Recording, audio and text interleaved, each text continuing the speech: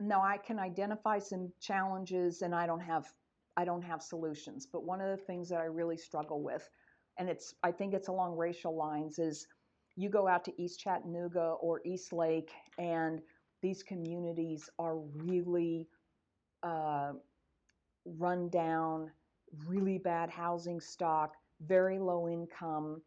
And the challenge becomes, how do you do a wholesale sort of community redevelopment effort when the house needs to be knocked down and it'll cost $60,000, $100,000 to build it, rebuild it at today's dollars, and it might be worth $20,000.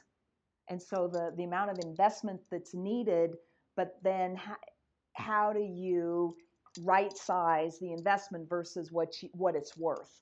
And you certainly can't, we wouldn't have enough money, then you have to bring in private capital, and the capital markets will say, well, the community's upside down. And I do think it's part of the white-black issue, because those communities are predominantly African American. And I don't know how to solve that problem. But it's huge. It's on my radar screen of how do you, and the same thing, even in some of the other areas like uh, um, out towards Avondale is another one, where once again, those houses, a lot of houses need a lot of work. People are living in substandard living conditions, but the house, when it's totally fixed up, may only be worth $25,000, but yet it needs $60,000 worth of repairs. Mm-hmm. So. And this is part of why I was asking, like, when bending structural issues in a sense, wherein to make like cost and price increases are almost necessary to justify the kinds of investment that you need just to have sort of suitable standard housing, right? Is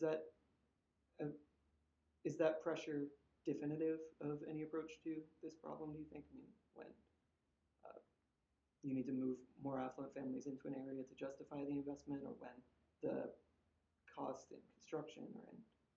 Well, usually that happens, you move white families in, and it's called gentrification, and there's all sorts of problems related to that, right?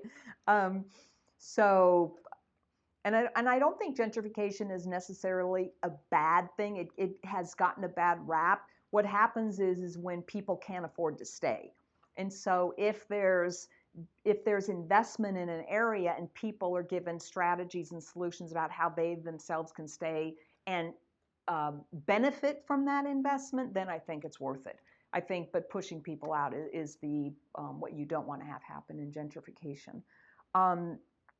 But I think the structural sort of challenge to me is, how do you get enough resources in this era of such depleted government resources? The foundations don't have the kind of money that they used to have, and the massive sort of investment that it would take in order to really tip the needle in some of those areas.